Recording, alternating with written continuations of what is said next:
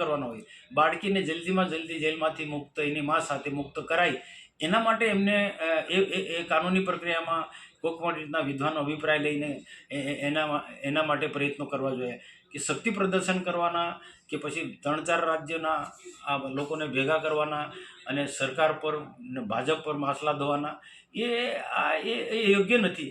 આવતીકાલે 2 જુલાઈના દિવસે ડેડિયાપાડામાં ધારાસભ્ય ચૈતર વસાવાના સમર્થનમાં 4 રાજ્યોનો આદિવાસી સમાજના આમ આદમી પાર્ટી સંયુક્ત રીતે સમર્થન રેલી યોજવાના છે અને સરકાર ઉપર દબાણ ઊભું કરવાના છે। ત્યારે એના એક દિવસ પહેલાં ભરૂચના સાંસદ મનસુખ વસાવાએ આ સમર્થન રેલીના હેતુ પાછળ સવાલો ઉઠાવ્યા છે અને તેમણે આ સમગ્ર પ્રકરણને આમ આદમી પાર્ટીના નેતાઓનું કાવતરું ગણાવ્યું છે। બધુમાં તેમનું શું કહેવું છે જુઓ આ વિડીયોમાં।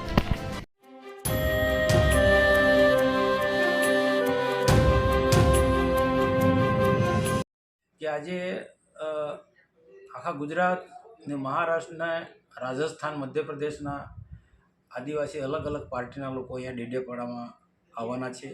કેટલીક જગ્યાએ અલગ અલગ કાર્યક્રમ તાલુકા કક્ષાએ, જિલ્લા કક્ષાએ પણ થયા કે ચૈતરભાઈને જે જેલવાસ થયો છે એ સરકાર અને અમારી પાર્ટી પર આરોપ આ લોકો મૂકે છે, પણ આ લોકોને એ લોકો ગેરમાર્ગે દોરી રહ્યા છે કે હંમેશા આ કોર્ટ મેટર છે ને કોર્ટમાં સરકારની કે પાર્ટીની કોઈ દખલગીરી હોતી નથી અને જે વ્યક્તિ સાથે જે ઘટના ઘટી હોય એ વ્યક્તિઓએ ફરિયાદ આપી હોય, દાખલા કે જંગલ ખાતાના જે અધિકારી સાથે જે ઘટના ઘટી, જે ચૈતરભાઈ સાથે મારામારી થઈ, તો ફોરેસ્ટના અધિકારીએ ફરિયાદ આપી ને ફરિયાદના આધારે એ એમની સામે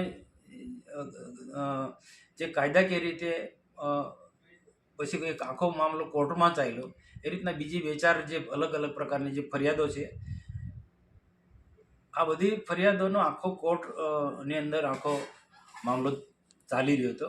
જ્યારે આખો અલગ તારીખ પર તારીખ પડતી હતી ત્યારે એ જે તે સમયે આજે એમના વકીલોએ જેટલું ધ્યાન આપવું જોઈએ તેટલું ના આપ્યું અને સાથે સાથે મેં આજે એ પણ વાત કરી કે ઈસુદાન ગઢવી હોય કે પછી ગોપાલ ઇટાલિયા હોય, આ બધા વિદ્વાન માણસો છે, તો એમના ધારાસભ્યની સામે આટલી બધી ગંભીર પ્રકારની ફરિયાદો છે, તો કોર્ટમાં જે આખી કાર્યવાહી ચાલતી હતી તે વખતે કોઈ એના બચાવમાં કોઈ ચિંતા ના કરી અને સાથે સાથે જે નાની બાળકી જે છે એ નાની બાળકી એના મા સાથે 15-16 દિવસની બાળકી જેલમાં ગઈ છે, એની મા સાથે જવું પડ્યું છે, એમને મને પણ ભારે દુઃખ છે અને એને કેમ કરીને એમાંથી મુક્તિ મળે એના માટે અમે પણ જ્યાં કહેવા જેવું હોય ત્યાં અમે કહેવાના છે અને કહી રહ્યા છે। પણ આજે ખરેખર એના માટે પણ જે તે સમયે એને ધ્યાન પર લાવવું જોઈતું હતું કોર્ટનું, તે લાવ્યા જ નથી। આખું જે તે સમયે જે બેન એ પ્રેગ્નન્ટ હતા, જે બાળકી 15-16 દિવસની છે, એ જ્યારે એ બેન પ્રેગ્નન્ટ હતા તો એ વખતે કોર્ટના ધ્યાન પર એ લાવ્યા જ નથી। આ તો બાળક જન્મ્યા પછી ને જજમેન્ટના દિવસે ત્યાં લઈ જાય છે, તો આ ખરેખર એમની કાંક ને કાંક એ મૂર્ખામી ગણાય। એમના જે આકાઓની પાર્ટીના જે વરિષ્ઠ જે અમારા પર આક્ષેપ મૂકે છે એમની મૂર્ખામી ગણાય, એમની ભૂલ કાં તો ઈરાદો હોય કે જાણી જોઈને ચૈતરભાઈને ફસાવવાનો। તો આ જે આખી ટોટલી જે આખી પ્રક્રિયા એ કાનૂની પ્રક્રિયા હોય છે, એમાં પાર્ટીની કે સરકારની કોઈ એમાં દખલગીરી હોતી નથી અને લોકશાહી દેશની અંદર કાનૂની પ્રક્રિયામાં કોઈ સરકાર દખલગીરી ના કરે એ જગજાહેર છે। કોર્ટની અંદર એમના બચાવ માટે જે રીતના એમને કાળજી રાખવી જોઈએ તે નથી કાળજી રાખી, એ ઈરાદાપૂર્વક કાળજી નથી રાખી એવું હું તો માનું છું।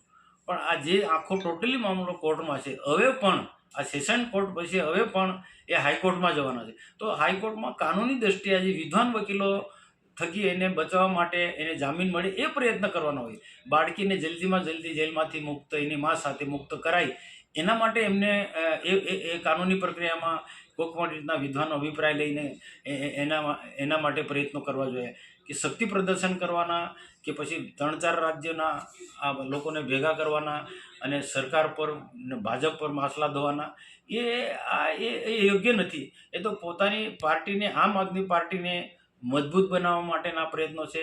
અને બીજા જે સંસદ સભ્ય રાજસ્થાનથી આવે છે, અમારા તો મિત્ર છે બાપ પાર્ટીના, ભારતીય ટ્રાઇબલ પાર્ટીના, જે સંસદ સભ્ય છે એની પાર્ટીને, આમ આદમી પાર્ટીને ગુજરાતમાં મજબૂત બનાવવું છે, એનો વ્યાપ વધારો છે.